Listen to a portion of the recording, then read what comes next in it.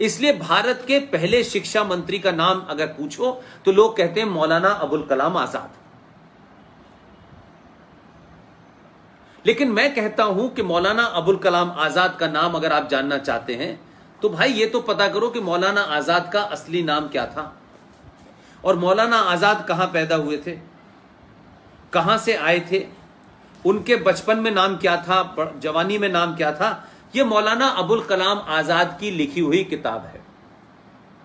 यह किताब कब मिलेगी, क्योंकि यह बड़ी मुश्किल से छपी थी और यह भारत के पहले शिक्षा मंत्री थे 1947 से लेकर के 1958 तक। हम आज कोई शिक्षा मंत्री बन जाए तो हम बड़ी खामियां निकालते हैं कि पता नहीं कहां से पढ़ के आई हैं, इन्हें कुछ पता भी नहीं है, ये नहीं है, कोई डिग्री मांगता है, कुछ मांगता है। लेकिन देश के पहले शिक्षा मंत्री जिनका पूरा नाम था सैयद गुलाम मुइनुद्दीन अहमद बिन खैरुद्दीन अल हुसैनी, ये भारत में पैदा नहीं हुए थे, ना भारत में इनका कोई रिश्तेदार था, ना इनके माता पिता भारत के थे। इनके पिता मक्का के में रहने वाले थे, इनकी मां मदीने की रहने वाली थी और इन साहब का जन्म मक्का में हुआ था 1888 में।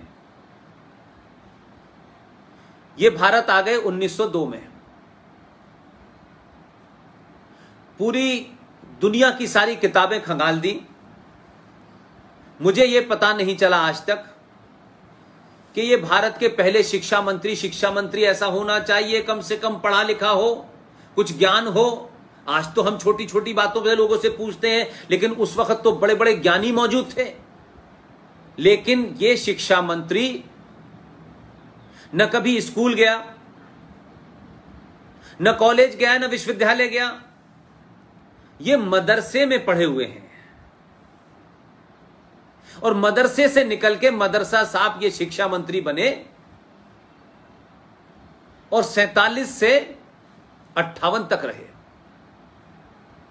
और इतने झूठे थे, ये इतने डरपोक थे कि अपने रहते रहते जो किताब इन्होंने लिखी है इंडिया विंस फ्रीडम, इस किताब को 1958 से पहले लिखा और उस वक्त की जो सच्चाइयां थी और इनके जो मक्कारी के मंसूबे थे, जो साजिशें थी इस आदमी की, उसके बारे में लिखने की हिम्मत अपने जीते जी नहीं हुई। क्योंकि अगर ये लिख देते तो इनकी पोल खुल जाती, तो फिर ये शिक्षा मंत्री नहीं रहते और इनका हिडन एजेंडा पता चल जाता। तो अपने लिखने से मरने से पहले इन्होंने 30 पन्ने अलग से लिखे और कहा कि जब मेरी मृत्यु हो जाए उसके 30-35 साल के बाद इस 30 पन्नों को मेरी किताब में जोड़ देना।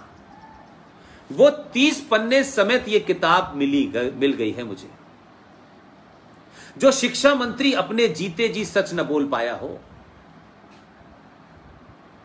जिसका भारत की संस्कृति से कोई लेना देना ना हो, भारत के फ्रीडम मूवमेंट से उसका कोई मतलब ही ना हो, उसके बाप का दादा का, वो यहां आए शामिल हो गए। मक्का में रहने वाला आदमी कलकत्ता चला गया, जबकि कलकत्ता से कोई कल्चर का मामला नहीं था। और किसी ने पूछा, और ये उस दौर में शिक्षा मंत्री बने जब हमारे देश में उस वक्त, आज 1 तारीख है, सारे देश में 5 सितंबर टीचर्स डे मनाया जाता है। ये टीचर्स डे क्यों मनाते हैं? उस वक्त के विद्वान महान शिक्षाविद डॉक्टर राधा कृष्णन का जन्मदिन होता है। उसे भारत में टीचर्स डे के नाम से याद किया जाता है। वो उस वक्त मौजूद थे, लेकिन वो शिक्षा मंत्री नहीं बने। शिक्षा मंत्री मक्का में पैदा होने वाला यह शख्स बना। और उसके बाद शिक्षा का हाल क्या रहा? 30 साल तक ऐसे ही लोग आए। हुमायूं कबीर आए, एनसी छागला आए, फखरुद्दीन अली अहमद आए, प्रोफेसर नूरुल हसन आए और आखिर में 2004 से लेके 2009 तक मोहम्मद अली अशरफ फातमी, वो 5 साल तक रहे। 30 साल तक शिक्षा में रहने के बाद कहते हैं कि मुसलमान शिक्षा में सबसे पीछे है। लेकिन हम कोई बात फैक्ट पे नहीं करना चाहते हैं, सच्चाई पे नहीं करना चाहते। इसलिए आपने इतिहास में जो झूठ बोले जा रहे हैं, जो बताए जा रहे हैं, चाहे वो इरफान हबीब हो या चाहे उनकी एक बड़ी घनिष्ठ मित्र हैं जो हिस्ट्री डिपार्टमेंट में कभी क्लर्क हुआ करती थी, फिर उनकी नजदीकियों के कारण वो बहुत बड़ी प्रोफेसर हो गई और बंगाल में 6ठी क्लास की एक किताब उन्होंने लिखी है। बंगाल के अंदर बंगाली में किताब है, 6ठी क्लास की किताब है, और उसमें वो मैडम जिनको मैंने अभी सुना है 60 गांठ से प्रोफेसर एमेरिटस की डिग्री मिल गई है, और वो उस किताब में लिख रही हैं, बंगाली में पढ़ाया जा रहा है कि भगवान राम विदेशी थे और भारत पे आक्रमण करने के लिए आए थे और वो राक्षस मूल के थे। ये बच्चों को 6ठी क्लास की किताब में बंगाल में पढ़ाया जा रहा है। तो हमने आजाद होने के बाद भी इस देश में सत्ताधारियों ने अपने लालच में अपनी सत्ताओं को बनाए रखने के लिए भारत की सनातन संस्कृति को, भारत के मूल्यों को, यहां की संस्कृति को, आस्थाओं को, सरोकारों को धीरे धीरे करके समाप्त कर दिया और एक ऐसी संस्कृति यहां डाली कि यहां बच्चे क्लर्क बने, यहां सिर्फ मालिक की जू हजूरी करें, उनमें ज्ञान नाम की कोई चीज ना हो, वो सिर्फ मार्कशीट के मोहताज बन के रह जाएं। अपने देश के बारे में, अपनी संस्कृति के बारे में, अपनी मिट्टी के बारे में, अपने इतिहास के बारे में, जो गौरवशाली इतिहास है उसको वो जान न पाएं। इसलिए अकबर दी में ग्रेट को पढ़ते रहें, इसलिए औरंगजेब का रोड का नाम रख दिया जाए, इसलिए भारत के अंदर किंग एम्परर जॉर्ज 5 जो 5वां राजा था, इंग्लैंड से आया था, आज भी दिल्ली के अंदर कोरोनेशन पार्क है, सबसे बड़ा है और सबसे बड़ी उसकी जॉर्ज पंजम की मूर्ति लगी हुई है, आज भी लगी हुई है। आज भी अंग्रेजों के नाम से बहुत सड़कें हैं, आज भी मुगलों के नाम से बहुत सारी सड़कें हैं।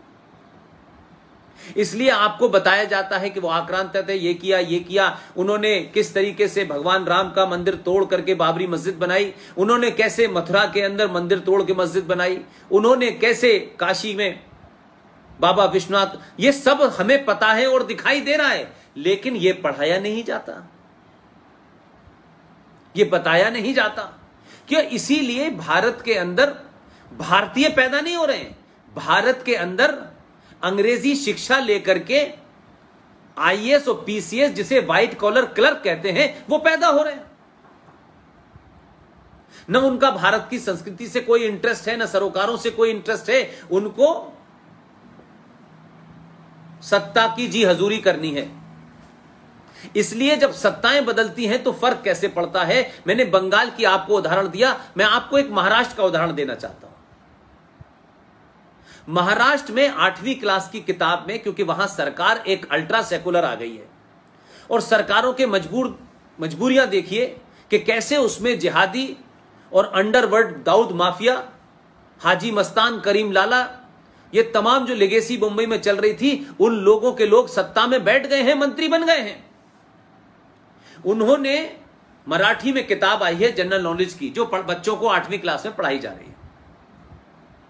शारदा ठाकुर, ये आप जैसे बच्चों का ज्यादा जरूरी काम है, क्योंकि आपने और बच्चों के मुकाबले एक तेजी से देश को अवेयर करने की ये जो मुहिम है उसमें लीड ली हुई है।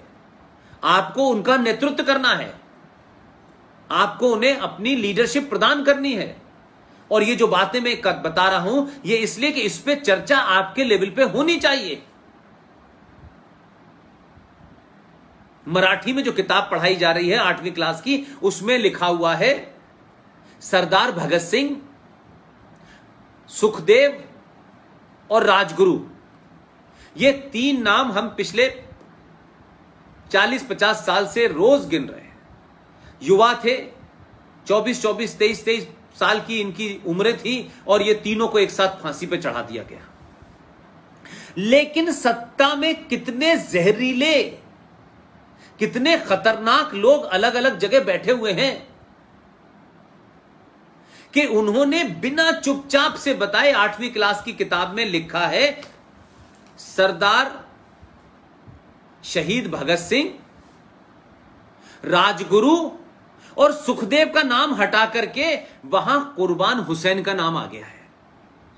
यह हमारे सामने हुआ है, कोई 50 साल पुरानी घटना नहीं है। मैकाले ने नहीं किया, मौलाना आजाद और प्रोफेसर नूर हसन ने नहीं किया। उन्होंने जो करना था वो तो बेड़ा गर्क करके चले गए। लेकिन हमारे और आपके जमाने जब इतनी संचार क्रांति है कि कुछ झूठ छुप नहीं सकता, उसके बावजूद भी वो ताकतें जो भारत में पाकिस्तान को वोट देने के बाद, पाकिस्तान के फेवर में वोट देने के बाद भारत में रह गई, अलग अलग मुखौटों में अपने राजनीतिक स्वार्थों के कारण उन्होंने पार्टियां ज्वाइन कर ली, वो आज भी वही एजेंडा चला रहे हैं।